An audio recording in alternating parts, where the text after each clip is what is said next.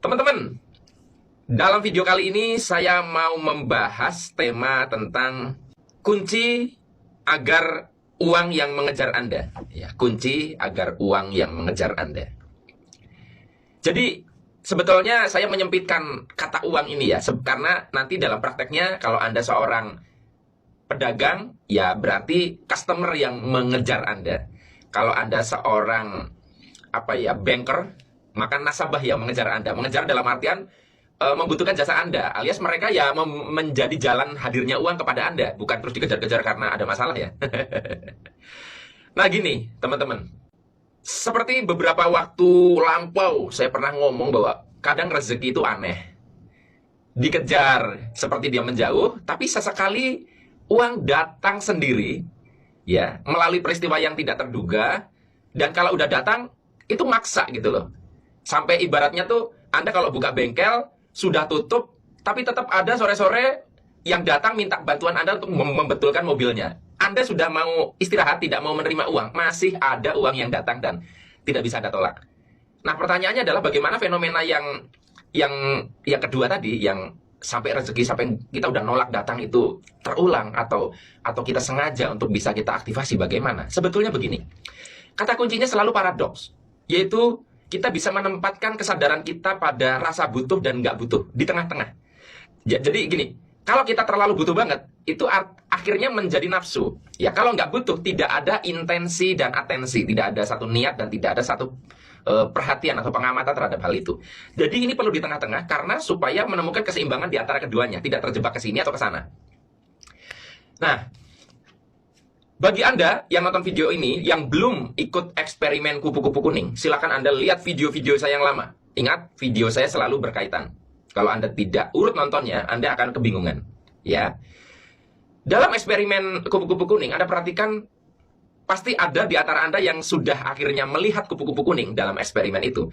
Akhirnya sampai hari ini, Anda masih dikejar kupu-kupu kuning itu. Artinya Anda sudah tidak ada perhatian ke sana, Anda tidak lagi seperti Anda menginginkan di awal waktu melakukan eksperimen itu, tetapi lagi-lagi ketemu kupu-kupu kuning, lagi-lagi ketemu kupu-kupu kuning. Saya kemarin waktu di rumah orang tua saya, kupu-kupu kuning lagi, kadang masuk kamar, itu hampir tiap hari.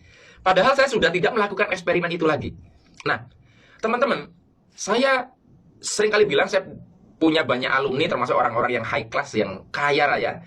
Itu uang pun itu seperti itu. Uang tuh bisa datang gak henti-henti, padahal mereka sudah cukup, datang terus. Sementara kita melihat fenomena ada orang sampai kerja keras banting tulang, itu nggak nemu-nemu duit. Apa yang salah? Yang salah alarm bunyi. Betul, sebentar. Ya. Nah, sampai mana tadi? Nah, jadi ada satu ketimpangan fenomena kayak gitu. Kita kembali lagi ke tracknya yang kita bicarakan. Jadi saya pernah ngomong ke beberapa alumni kelas saya bahwa orang yang bisa melakukan itu adalah orang yang sudah kaya. Seperti eksperimen kupu-kupu kuning itu, yang bisa melakukan mereka seperti dikejar kupu-kupu terus itu adalah orang yang sudah pernah melakukan eksperimen kupu-kupu kuning. Jadi orang yang bisa dikejar-kejar duit itu orang yang sudah kaya. Jadi orang yang miskin itu susah untuk mengalami itu. Kenapa? Karena dia masih kejebak di salah satu tadi. Nafsu banget, ya. Butuh banget, gitu loh. Nah, sehingga tugas kita sebetulnya adalah bagaimana kita, saya udah pernah ngomong ini kayaknya, kita itu mengakses satu rasa cukup, rasa kaya versi kita masing-masing agar itu terjadi. Contohnya gini, kalau Anda merasa kaya dengan satu nilai misalkan 10 juta, misal, maka bekerja keraslah, ya walaupun banting tulang, untuk mencapai angka itu. Dan angka itu pastikan berada di rekening. Nah ini mirip dengan batas bawah ya. Sehingga Anda merasa cukup, merasa kaya, dan Anda tidak lagi serakah. Gue udah kaya gitu. Nah, ketika Anda sudah merasa seperti itu, maka nanti entah kenapa, itu akan dikejar-kejar duit terus.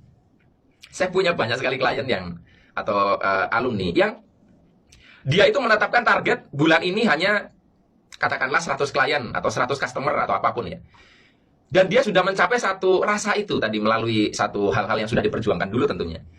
Itu sampai akhirnya ketika sudah target tercukupi, tercapai, dia close iklannya, tetap aja ada orang, Pak aku ikut Pak aku beli Pak, maksa, dan akhirnya tembus lebih banyak. Kenapa?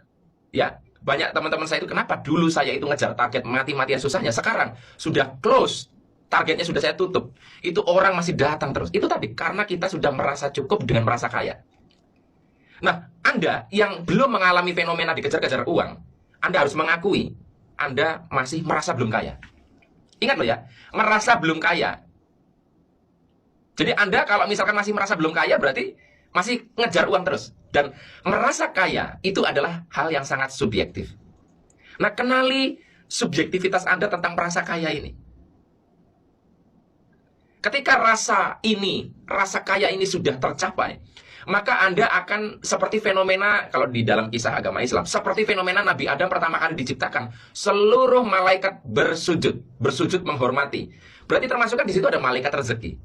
Malaikat pengantar rezeki pun sujud kepada kita, kepada Adam. Nah, ketika rezeki itu tidak datang atau kita harus mengejarnya mati-matian, berarti kan ibaratnya malaikat nganternya nggak cepet ya. Malaikat nggak nyuh gitu loh. Teman-teman ingat kata kuncinya. Hanya orang kaya, hanya orang yang sudah punya duit yang bisa narik duit. Jadi kalau Anda belum punya duit, itu agak susah untuk narik duit. Karena apa? Karena rata-rata orang akhirnya terjebak kepada perasaan miskin. PR paling beratnya adalah bagaimana Anda menghilangkan rasa miskin itu. Yaitu yang sudah saya kasih solusi tadi. Kerja keraslah nyari duit di angka tertentu, kaya versi Anda, dan uang itu Anda simpen, jangan Anda gunakan, sehingga Anda merasa merdeka dari uang. Saya beberapa waktu hari lalu, minggu lalu apa ya, saya lupa.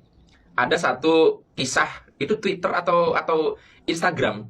Instagram itu memposting kisah seseorang yang sukses di luar negeri.